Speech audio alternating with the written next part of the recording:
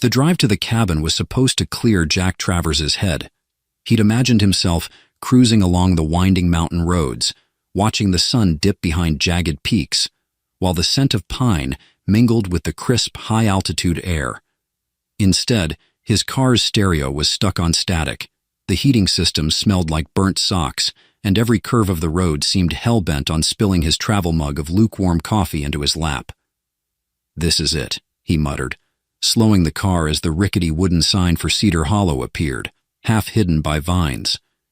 It wasn't much of a town, just a gas station, a diner, and a post office run by a guy named Dale, who always seemed mildly suspicious of anyone mailing more than one package at a time, but it was the last speck of civilization before the wilderness.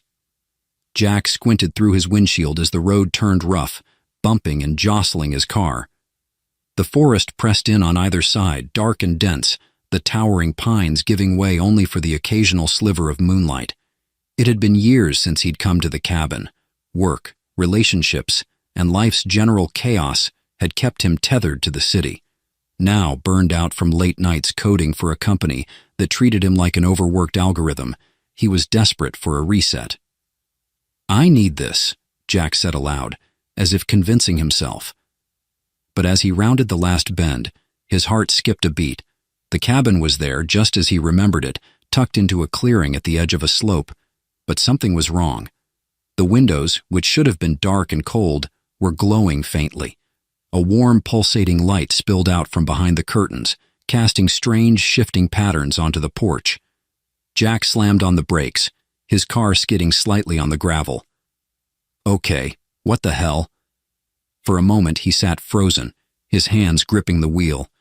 He hadn't told anyone he was coming here.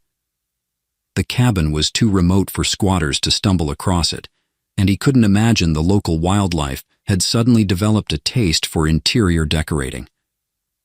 Then a thought struck him. "Maybe it's Dale," he whispered, though the idea of the grumpy postmaster setting up camp in his cabin was almost more absurd than what he was seeing. Grabbing his flashlight and his phone, just in case he needed to call the police or, more realistically, Dale, Jack got out of the car. The forest was eerily silent. Even the usual sounds of chirping crickets and rustling leaves seemed to have vanished, replaced by a faint hum, low and resonant, that seemed to come from the direction of the cabin. "Great," Jack muttered. "I came out here to escape stress, and now I'm walking into a horror movie." As he approached the cabin, he crouched behind a tree, peering at the scene ahead. Through a small gap in the curtains, he could see movement, shadows dancing in a rhythmic, almost fluid way. He couldn't make out any details, but the light was unlike anything he'd ever seen. It wasn't just shining, it was alive, pulsing in waves, as if the cabin itself was breathing. Jack shifted slightly, and his foot snapped a twig. The shadows inside froze. "Nice one, Travers," he muttered, heart pounding. Before he could decide whether to retreat or charge in swinging his flashlight like a weapon, the front door creaked open. Jack held his breath, expecting, well, he didn't know what to expect. A bear? An axe-wielding maniac? Dale with a lantern and a sandwich? What he saw was none of those things. A figure stepped into the doorway, silhouetted against the glowing interior. It was humanoid, but there was something off.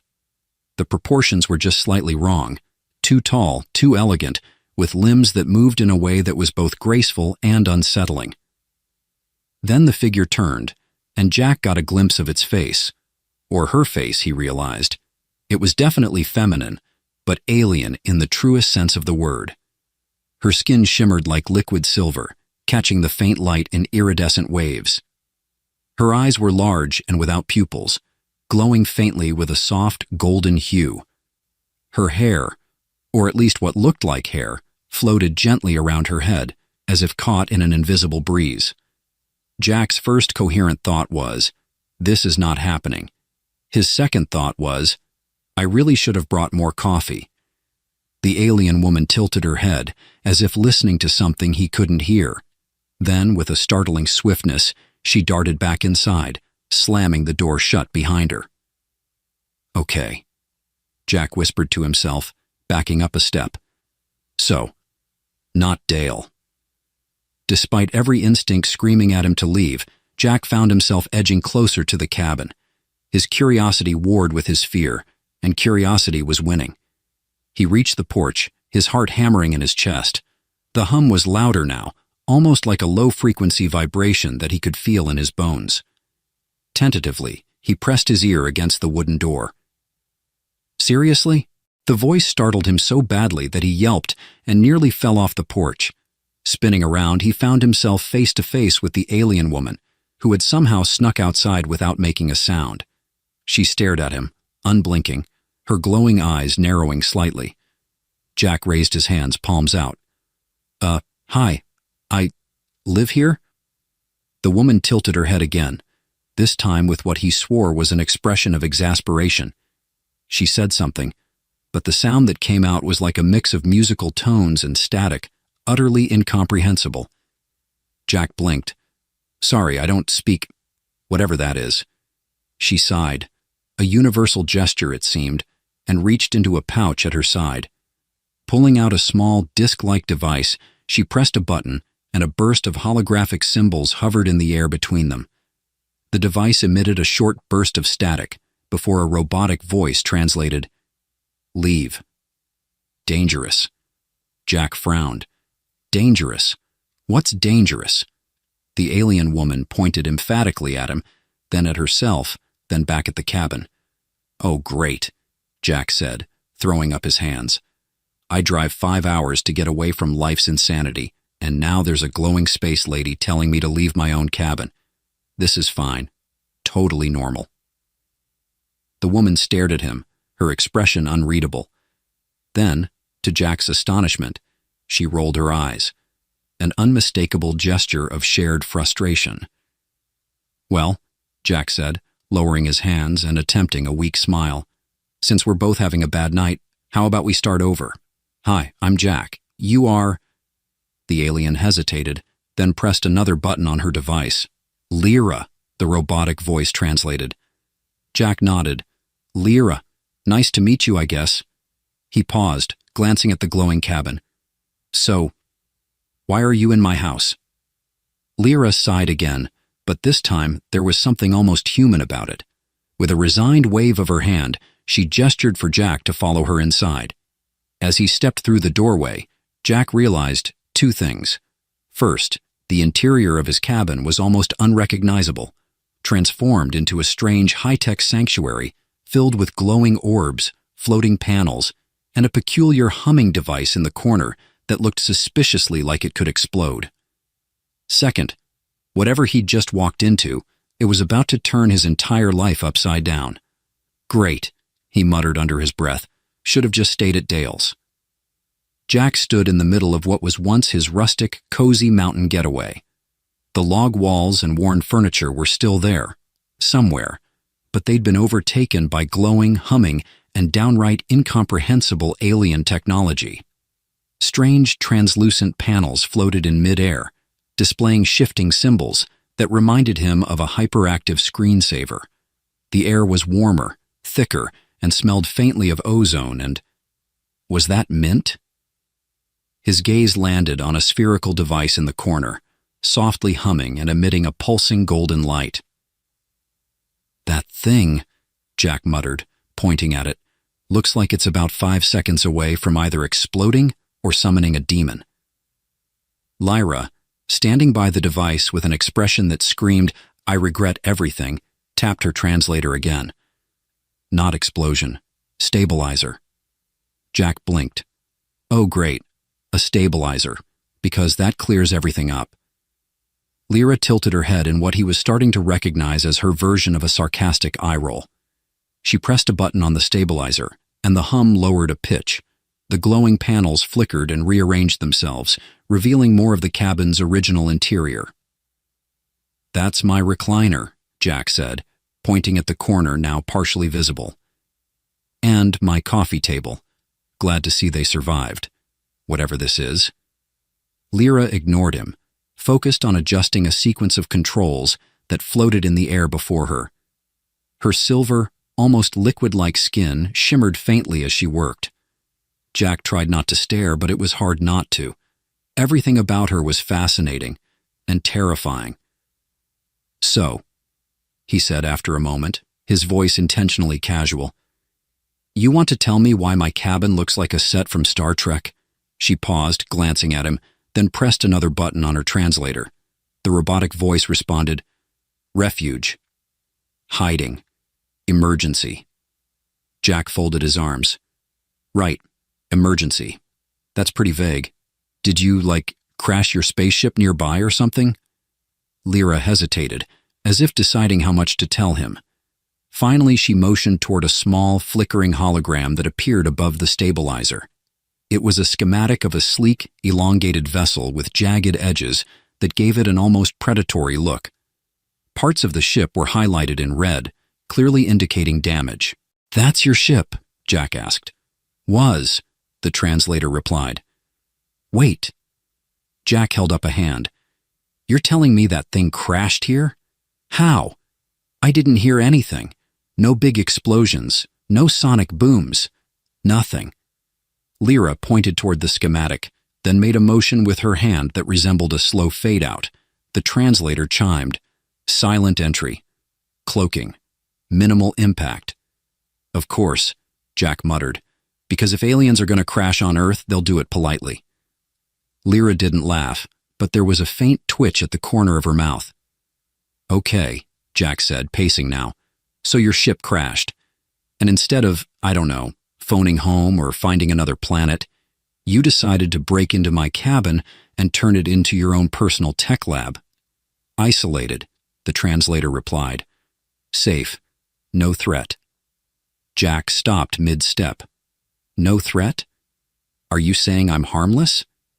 Lyra nodded, her golden eyes scanning him briefly before returning to her controls. "Wow," Jack said, feigning offense. "You meet me for 5 minutes and you've already decided I'm no threat? I'll have you know I was very intimidating in high school." The translator didn't bother responding to that. Jack sighed, rubbing the back of his neck. "Look, I get it. You've got problems. You needed a place to crash, literally. But this is still my cabin.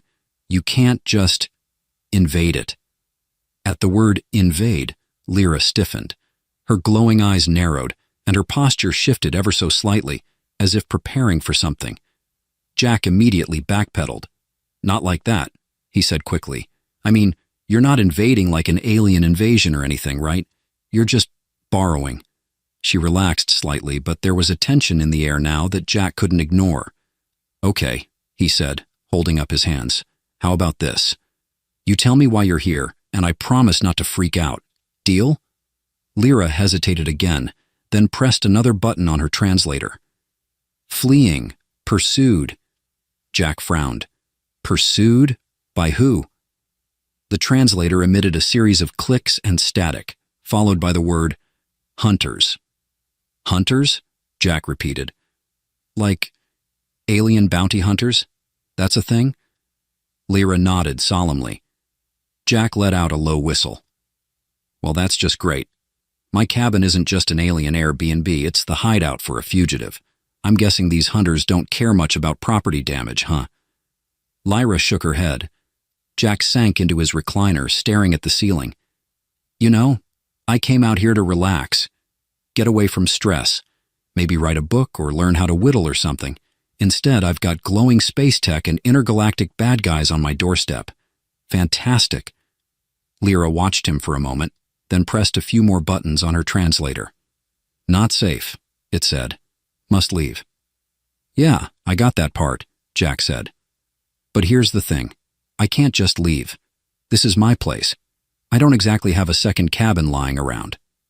The translator responded with a flat, robotic monotone. "Regret." Jack chuckled despite himself. "Oh, now you feel bad? That's comforting." Lyra tilted her head, clearly not understanding the sarcasm.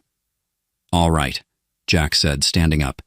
"If we're stuck with each other for now, we might as well figure out a way to keep this place from getting blown to bits by your hunters. Got any ideas?" Lyra hesitated, then tapped a sequence on one of the glowing panels. A holographic display appeared, showing a cluster of small, sleek ships circling the area near the cabin.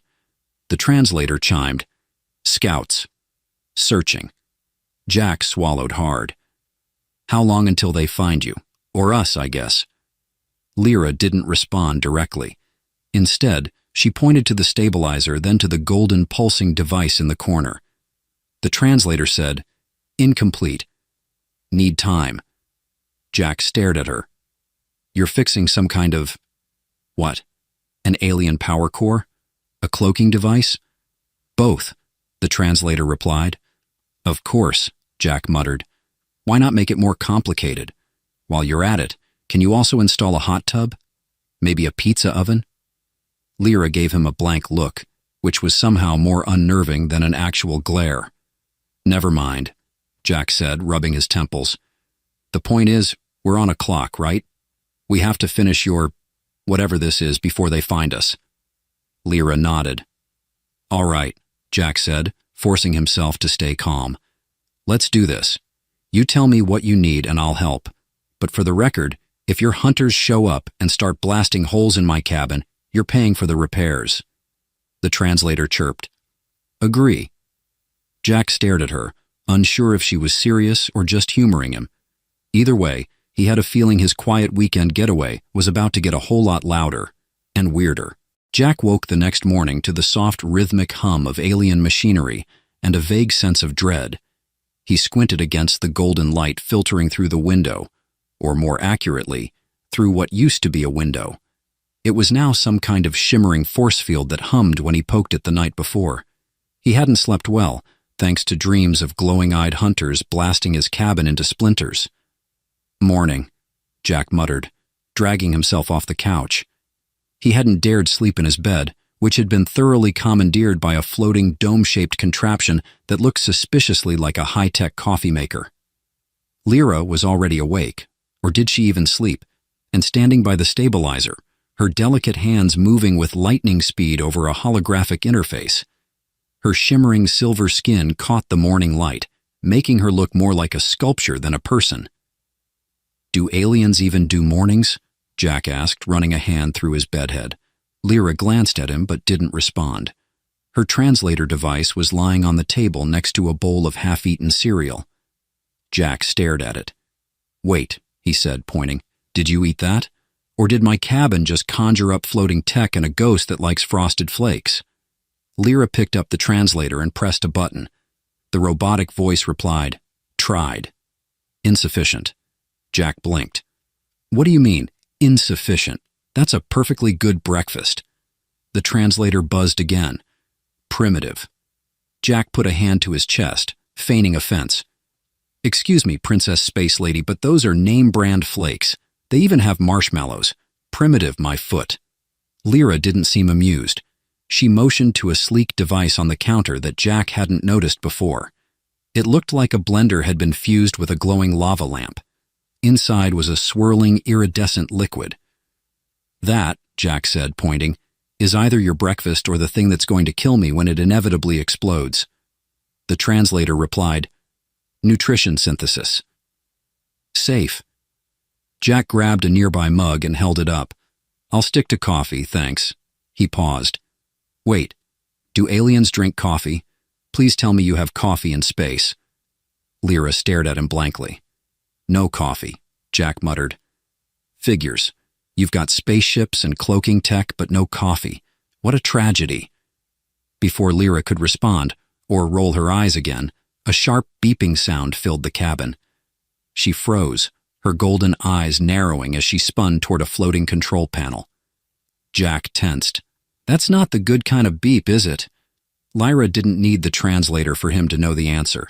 She tapped furiously on the controls, and a holographic display appeared. On it, a cluster of glowing red dots moved in formation, converging on a central point, the cabin. Jack felt his stomach drop. "Let me guess, those are the hunters?" The translator replied, "Scouts. Proximity increasing." "Great," Jack muttered, grabbing his jacket. "Time to pack up and oh wait, this is my house, I can't leave." Lyra motioned for him to stay quiet, then pressed a button on the stabilizer. The hum in the air grew louder, and the cabin's glowing panels began to shift and rearrange themselves. The walls shimmered, and the force field over the windows flickered before solidifying again. "Are we cloaking?" Jack asked, his voice rising with hope. The translator replied, "Masking. Temporary." "Temporary?" Jack repeated. "Define temporary. Like 5 minutes? 5 hours? Should I start digging a hole and hiding in it?" Lyra ignored him, her focus entirely on the stabilizer. Jack groaned and ran a hand through his hair. "Fantastic. I came out here to escape stress, and now I'm playing hide-and-seek with alien bounty hunters. My therapist is going to love this." The holographic display shifted, showing the red dots moving closer. Jack leaned over to get a better look, accidentally knocking over a small alien device.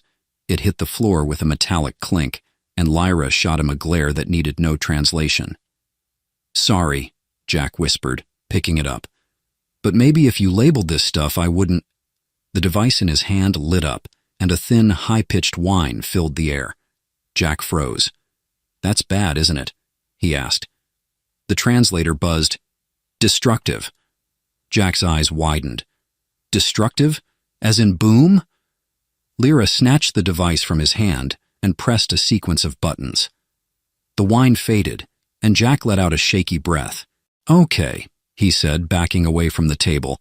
"I'm officially on a strict don't-touch-anything policy. Happy?" Lyra didn't respond, but the faintest smirk tugged at the corner of her lips. The tension was broken, albeit briefly, by another series of beeps from the control panel. Lyra's smirk vanished as she tapped the panel again. The holographic display zoomed in on the scouts, now dangerously close. Jack felt a bead of sweat roll down his temple. "So, what's the plan here? Do we fight them? Hide? Bake them cookies and hope they leave us alone?" Lyra pressed a button, and the translator replied, "Divert." "Divert?" Jack echoed. "How do we—" Before he could finish, Lyra activated another device, and the stabilizer pulsed brightly. A burst of golden light shot into the sky, fading as quickly as it appeared. The translator buzzed. "Signal. False trail." Jack frowned. "Wait, you just sent out a fake signal? Like an intergalactic decoy?" Lyra nodded. "That's genius," Jack admitted, then paused. "Unless, of course, they figure it out and come back angrier. Which they will, because my luck is terrible." The translator chimed. "Likelihood minimal." "Minimal?" Jack said, raising an eyebrow. "I'd like that in writing, please." The holographic display updated, showing the red dots hesitating, then breaking off in a new direction, toward the decoy signal. Jack let out a relieved sigh and collapsed into his recliner. "Well, that was fun," he said sarcastically. "Let's do it again sometime." Lyra powered down the stabilizer, the hum lowering to a soft purr. She glanced at Jack, her expression unreadable before turning back to her controls. Jack watched her for a moment, then said, "You know, if you're going to keep crashing here, we need some ground rules. Like, maybe warn me before you turn my cabin into a glowing spaceship hideout, and definitely no more destructive devices on my coffee table." The translator buzzed. "Understood." Jack smirked. "Progress." But as he leaned back, his gaze drifted to the holographic display. The red dots were gone for now, but something told him this wasn't over. The hunters might be chasing a false trail, but they'd be back. And when they came, Jack had no idea if he or Lyra would be ready. For now, though, he'd take the win. After the scouts disappeared, Jack convinced himself he could finally relax. He grabbed a chair from the kitchen, dragged it to the porch, and sat down with a mug of black coffee, his personal talisman against chaos. The fresh mountain air, scented with pine and damp earth, worked its magic for all of 30 seconds before Lyra appeared in the doorway. "Seriously?" Jack said, looking over his shoulder. "I thought aliens were supposed to be stealthy. Can't I have one moment of peace?" She didn't respond, but her translator, now clipped to her belt, chimed, "Work." Assistance required. Jack groaned. Look, I'm not exactly NASA. Whatever alien genius project you're working on, I'm pretty sure I'll just make it worse. Incorrect, the translator replied with annoying certainty. Jack sipped his coffee, glaring at her. Let me guess. You need me to press a glowing button, and if I press the wrong one, the cabin turns into a black hole. Lyra's expression didn't change, but he caught the faintest twitch of her silver eyebrows.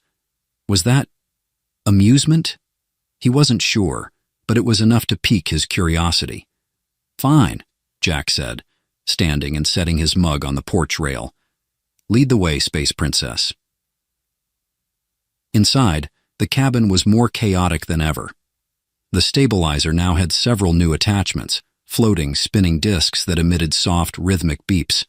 Another panel projected a map of the surrounding area, dotted with strange, flickering symbols. What am I even looking at? Jack asked, gesturing to the map.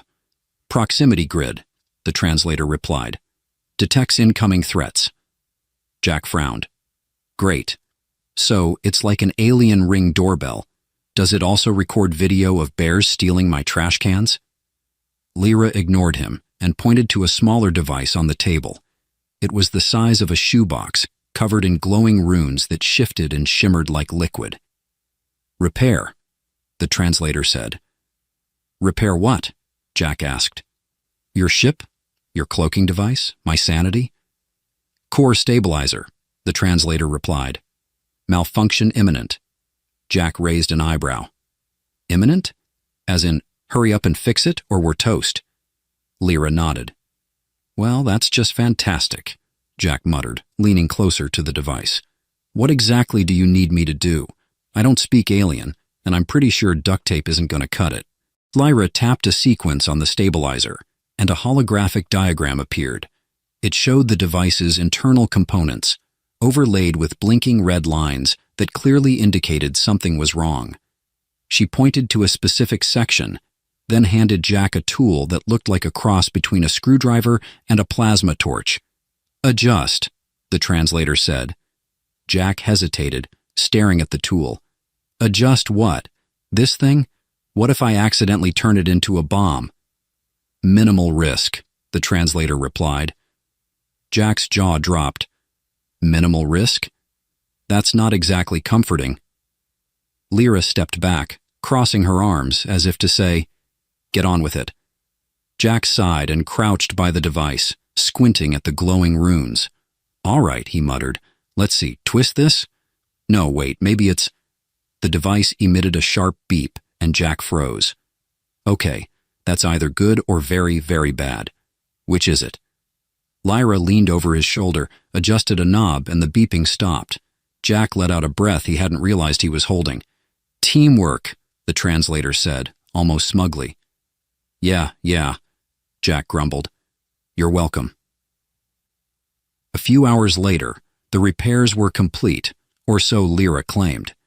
Jack didn't fully trust the glowing contraption, but he figured if it hadn't exploded yet, it was probably fine. He slumped onto the couch, exhausted. So, he said, watching Lyra as she tinkered with yet another device. What happens now? You fix your ship, fly off into the sunset, and I go back to pretending aliens don't exist? Lyra hesitated, her golden eyes flicking to him before she pressed her translator. Complicated. Jack raised an eyebrow. Complicated how? Are you staying? Because I'm going to need to charge rent. The translator buzzed. Hunter's persistent. Risk remains. Jack sighed. Of course, because nothing's ever simple. Lyra pressed another button on the translator, and it emitted a series of clicks and whistles. A moment later it said, Assistance required. Jack blinked. Wait, you need my help? Are you sure you've got the right guy? The translator replied. Affirmative. Jack chuckled, shaking his head. Lady, I'm a guy who gets winded walking up a flight of stairs. What could I possibly do to help you fight alien bounty hunters? Lyra pointed to the proximity grid, which now displayed several faint red dots on the edge of the map. Jack's stomach sank. Don't tell me they're back. Scouts, the translator said. Testing perimeter. Jack rubbed his temples. Okay, so what's the plan? Because I'm not exactly equipped to deal with this. The closest thing I have to a weapon is a bear spray can, and I'm pretty sure that won't work on aliens. Lyra didn't respond. Instead, she activated another holographic display, showing a sleek, handheld device that resembled a high-tech stun gun. Whoa, Jack said, leaning closer. Is that what I think it is? Defensive, the translator said. Non-lethal. Jack stared at her. You're giving me an alien weapon? Lyra nodded and handed him the device. It was surprisingly light, and the grip molded perfectly to his hand. All right, Jack said, testing the weight. I'll admit this is kinda cool, but you realize I have no idea how to use it, right? Lyra stepped closer, pressing a sequence on the translator. It said, Training required. Jack groaned. Great. Alien boot camp. Just what I needed. For the next hour, Lyra put Jack through what could only be described as a crash course in alien defense tactics. He learned how to activate the stun gun. Turns out the glowing button wasn't decorative. Aim it at moving targets, he missed most of them, and avoid accidentally stunning himself. He failed once. By the end of the session, Jack was sweating, sore, and more than a little frustrated. You know, he said, leaning against the wall, I always thought if I ever got to use an alien weapon, it'd be to save the world or something. Not because I'm trying to protect my cabin from intergalactic repo men. Lyra didn't laugh, but she gave him a look that was almost sympathetic. Thanks for the pep talk, Jack muttered. Real inspiring. The proximity grid beeped again, and both of them turned toward it. The red dots were closer now, moving in an erratic searching pattern. Jack tightened his grip on the stun gun. Well, he said, forcing a grin, looks like it's showtime. Let's see if all that training pays off, or if I'm about to become the first guy in history to get zapped by his own alien sidekick. Lyra stepped forward, her golden eyes focused and unflinching. For the first time, Jack saw a flicker of something deeper in her expression. Determination, maybe even fear. Whatever happened next, he had a feeling life in the mountains would never be the same again. The proximity grid's incessant beeping filled the cabin, each pulse like a countdown ticking closer to disaster. Jack peered over Lyra's shoulder as she studied the display, her golden eyes narrowing in concentration. Okay, Jack said, shifting nervously from foot to foot. What's the plan, Commander Silverskin? Please tell me it involves a foolproof way to make them go away, preferably without me getting fried like a bug in a zapper. Lyra didn't glance at him. Her fingers danced across the stabilizer's holographic interface, pulling up a series of glowing symbols and diagrams that looked like alien hieroglyphs. The translator finally responded, Engage minimally. Delay pursuit. Jack threw his hands up. Oh, great. That's not vague at all. How about I just stand on the porch and yell, Shoo, alien hunters? Would that work?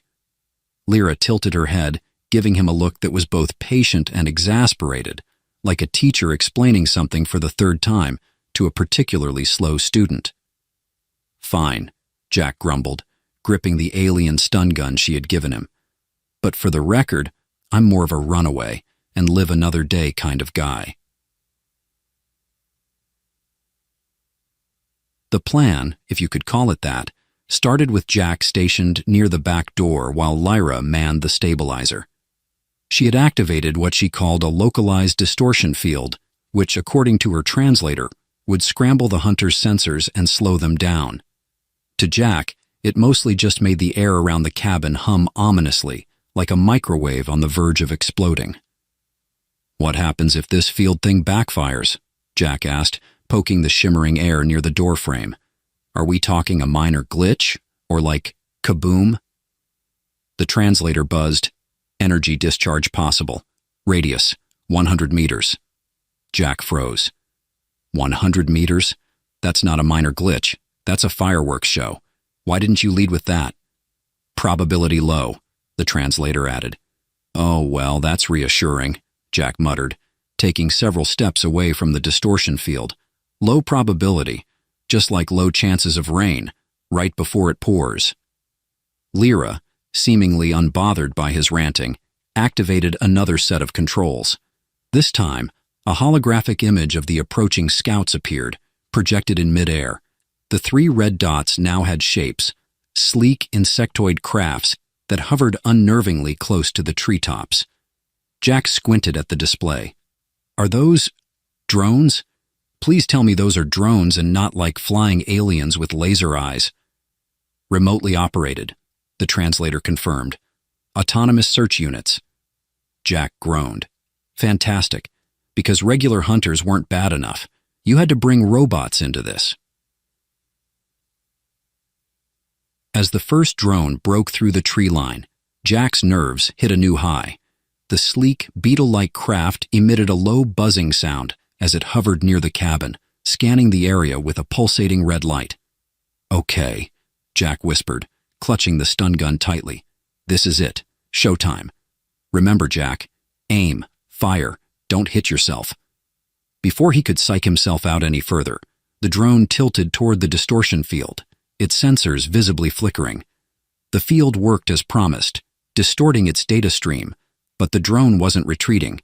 Instead, it seemed to be recalibrating. Lyra, Jack hissed. Your fancy field is great and all, but it's not exactly scaring them off. Lyra responded by activating a second device, a small, spherical gadget that rolled to the center of the room before rising into the air. It emitted a sharp, high-frequency sound that made Jack wince. What's that supposed to do? Jack asked, covering his ears. The translator buzzed. Countermeasure. Disrupts drone communication. Jack watched as the drone faltered midair, its red light flickering erratically. For a moment, it looked like the plan might actually work. But then, the drone emitted a sharp, mechanical screech and launched a bright, sizzling beam straight at the cabin. The beam hit the porch railing, reducing it to a smoldering pile of ash. Yup, that's my cue to panic, Jack yelled, diving for cover. Lyra moved with inhuman speed, her silver form a blur as she activated the cabin's defensive measures. Panels on the wall shifted, revealing hidden emitters that began firing bursts of golden energy at the drones. Wait, you had lasers this whole time? Jack shouted over the noise. Why didn't you lead with that? The translator didn't bother replying. Jack peeked out from behind an overturned chair, watching as one of the drones spiraled out of control, its hull glowing red-hot from the laser fire. It crashed into the ground with a satisfying explosion. Okay, 1 down, Jack muttered. 2 to go. No problem, right? His confidence evaporated as the second drone swooped toward the cabin, dodging the lasers with unsettling precision. Its buzzing grew louder, almost angry, as it fired another beam.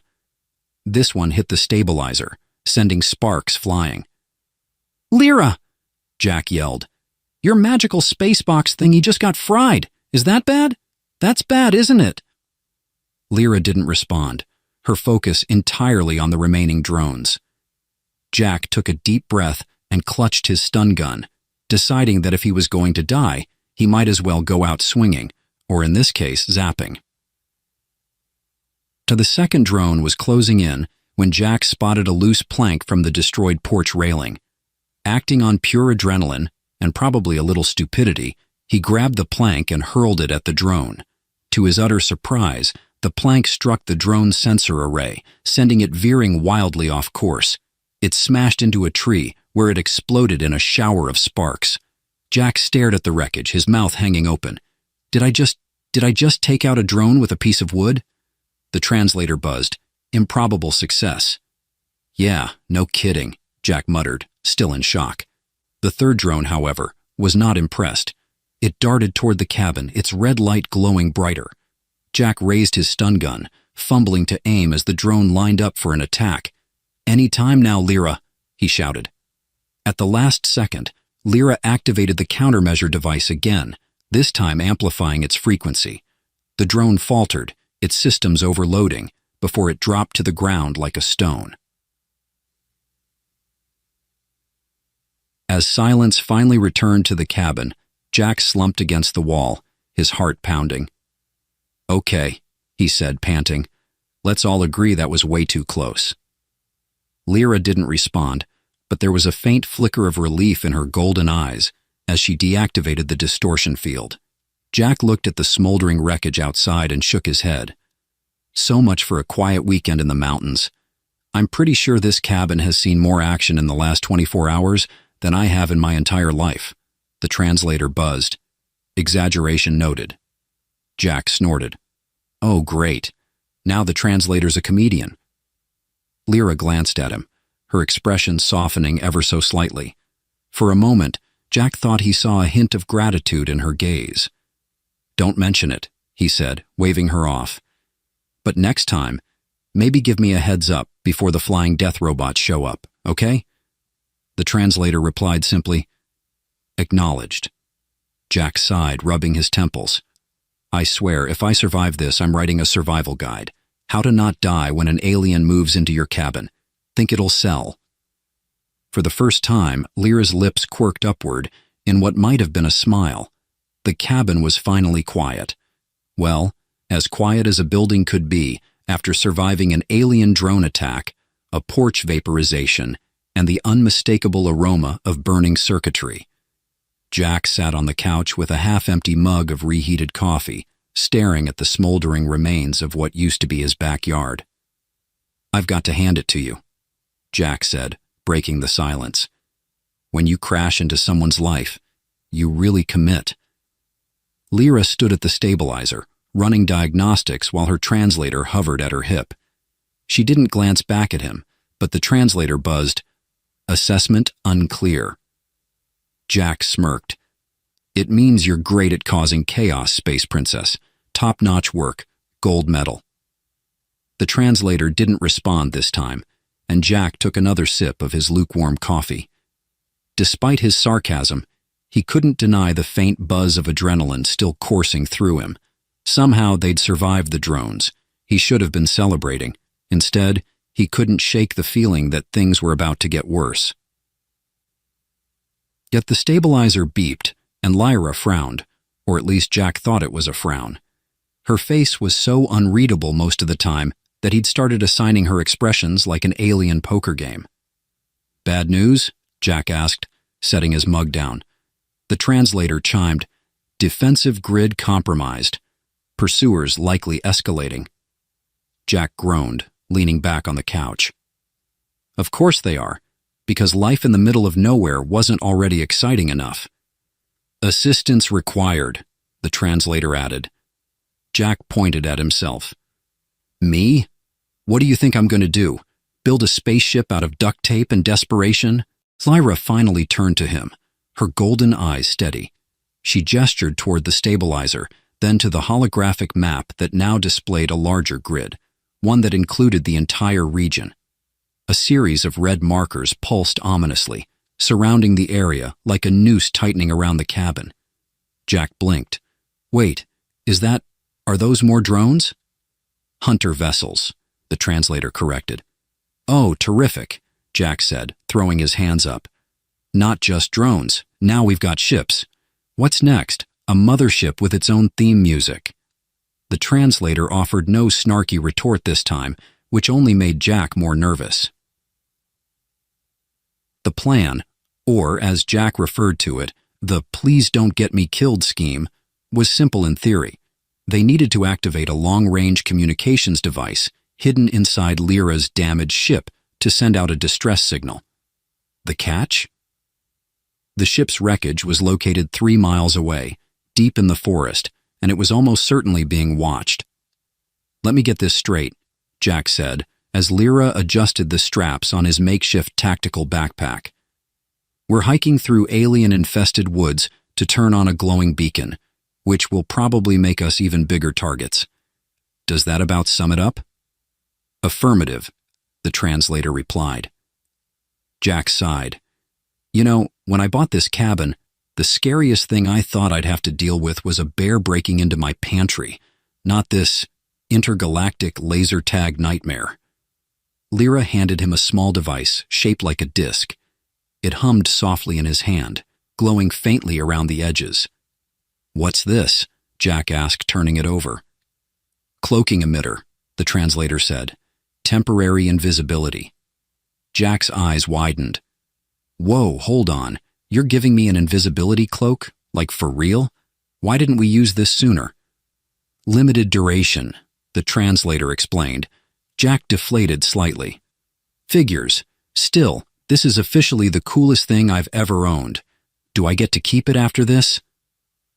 Lyra's expression didn't change, but Jack could have sworn he caught a flicker of annoyance. Fine, fine, he muttered. Let's go save the galaxy or whatever. The forest at night was a strange mix of beauty and terror. Moonlight filtered through the dense canopy, casting silver patterns across the ground. Jack couldn't decide if the distant hums and chirps were just nature doing its thing or the subtle whir of alien scouts. You know, Jack whispered as they trudged through the underbrush. This whole silent hike of doom thing could use some levity. Got any alien jokes? Lyra didn't respond, but the translator buzzed. Input humor. Define parameters. Jack snorted. Forget it. I doubt you get my jokes anyway. Attempt appreciated, the translator said, and Jack couldn't tell if it was mocking him. After what felt like hours, but was probably only 20 minutes, they reached the clearing where Lyra's ship lay hidden beneath a dense tangle of vines and debris. The craft was smaller than Jack had expected, sleek and angular, with a faint metallic sheen that seemed to ripple under the moonlight. Wow, Jack said, stepping closer. It's like a stealth fighter and a sci-fi movie prop had a baby. Lyra ignored him, focusing instead on the ship's access panel. She tapped a sequence of symbols, and the vines shifted, revealing a hatch. Okay, Jack said, gripping the stun gun strapped to his side. Let's make this quick before your fan club shows up. As if on cue, the proximity scanner on Lyra's wrist beeped. Jack glanced at it, his stomach sinking. Let me guess, he said. We've got company. The translator confirmed. 2 approaching vessels. Estimated arrival, 5 minutes. Jack cursed under his breath. Of course. Nothing's ever easy. Inside the ship, Lyra worked quickly, activating the comms array and inputting a series of commands. The interior was cramped but efficient, with panels that glowed softly as she moved. Jack hovered near the entrance, peeking out nervously. The forest was eerily still, but he couldn't shake the feeling that they were being watched. How much longer? He asked, his voice tinged with panic. Finalizing sequence, the translator said. Jack groaned. Great, because we've got about 2 minutes before... A low mechanical hum cut through the air, followed by the unmistakable sound of something large breaking through the treetops. Jack spun around, his heart racing. They're here! Lyra didn't flinch, her focus unwavering as she completed the final command. The ship's console emitted a high-pitched tone, and the translator said, Signal transmitted. Assistance en route. Fantastic, Jack said, gripping the stun gun. Now let's hope we live long enough to see it. The first hunter vessel appeared above the clearing, its sleek black hull glowing faintly. It hovered menacingly, its underside bristling with what Jack could only assume were weapons. Lyra, Jack said, backing toward the ship. Please tell me you've got a plan. The translator buzzed. Defensive measures engaged. Before Jack could ask what that meant, the ship's exterior lit up with bursts of golden energy. The hunter vessel fired back, its beams slicing through the clearing and narrowly missing Jack. Okay, that's enough excitement for one night, Jack yelled, diving for cover behind a fallen log. Lyra emerged from the ship, her own weapon drawn, and began firing precise, controlled shots at the vessel. Her movements were fluid, almost graceful, as she dodged return fire. Jack, meanwhile, fumbled with his stun gun, muttering, Why does this always happen to me? By the time reinforcements arrived, sleek silver ships that matched Lyra's, the clearing was a smoking battlefield. The hunter vessel had been forced into retreat, and Jack sat slumped against a tree, his nerves completely shot. As Lyra coordinated with her allies, Jack let out a tired laugh. I swear, the next time I see a for sale sign on a mountain cabin, I'm burning it. The translator buzzed. Humor noted. Jack grinned weakly. Glad someone appreciates it. For the first time, he felt a flicker of hope. Maybe, just maybe, they were going to make it out of this alive. The first rays of dawn filtered through the cabin's broken windows, painting streaks of light across the soot-stained walls. The air was thick with the mingled scents of scorched wood, alien metals, and something Jack could only describe as burnt electrical lemon. He sat at the kitchen table, holding what remained of his favorite coffee mug, now chipped and slightly warped from the chaos of the past few days. Across from him, Lyra stood silently, her sleek silver uniform restored to its former shine. Her translator hummed softly at her side, awaiting its next task. Well, Jack said, leaning back with a weary sigh, that was the most exciting week of my life, and I once got chased by a raccoon wielding a garden rake. The translator buzzed, translating Lyra's faint smile into words. Uncertain if comparison is flattering or tragic. Jack smirked. Probably both. The silver rescue ships had departed an hour earlier, taking the remnants of Lyra's damaged craft and the bodies of her pursuers with them. It was oddly quiet now, almost eerily so, as if the forest itself was holding its breath. So, Jack said, gesturing to the scorched remains of his porch, what's next for you? Back to ruling your galactic empire or whatever? Lyra tilted her head, her golden eyes catching the light. Not empire, alliance, the translator corrected. Mission remains incomplete. Jack frowned. Incomplete? What, you're not done running for your life? The translator hesitated before responding. Pursuers are eliminated, threat minimized, but alliances require more than survival. They demand trust and understanding. Jack raised an eyebrow. So what, you're on some kind of diplomatic quest? Lyra nodded. Jack let out a low whistle. Yikes, no offense, but you might want to work on your first impressions. You kind of started our alliance by pointing a laser gun at my face. The translator buzzed. Noted. The two sat in silence for a moment, the quiet punctuated only by the occasional creak of the damaged roof. Jack ran a hand through his hair, his gaze drifting to the ruins of his once peaceful cabin.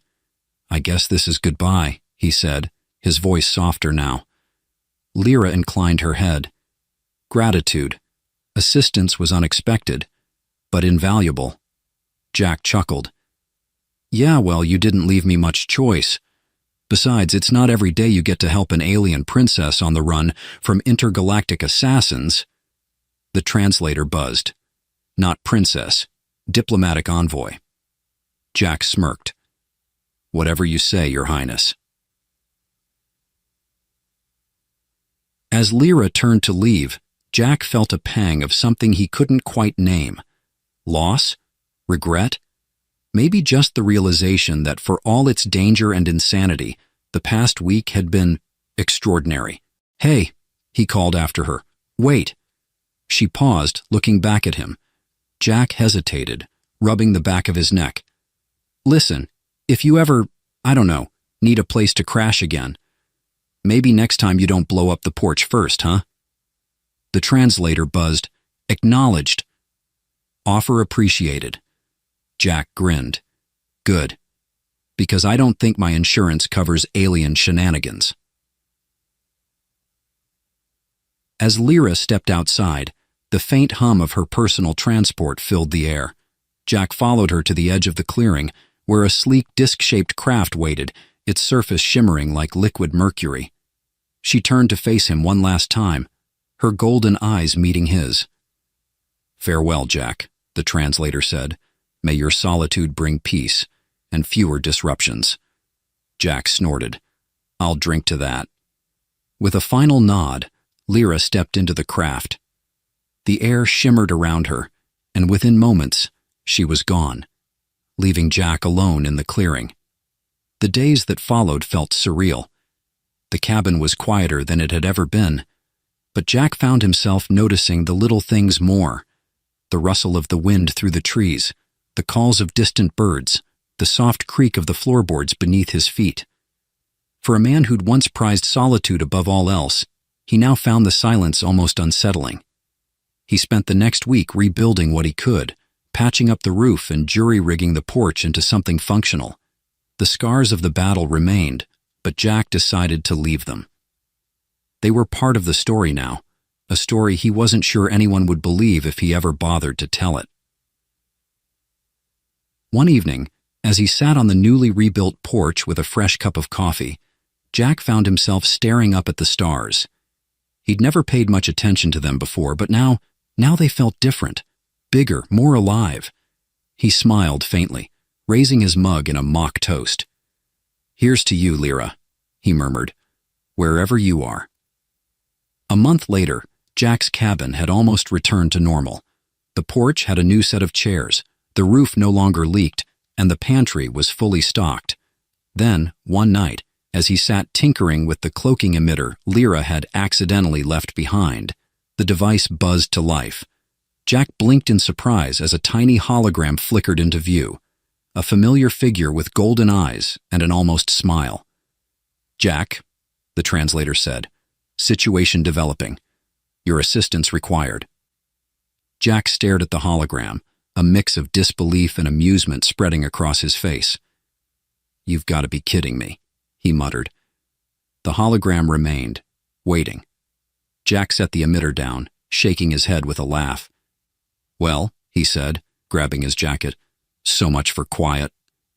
As he stepped outside, the stars above seemed brighter than ever, and somewhere, out there in the vastness of the universe, adventure awaited.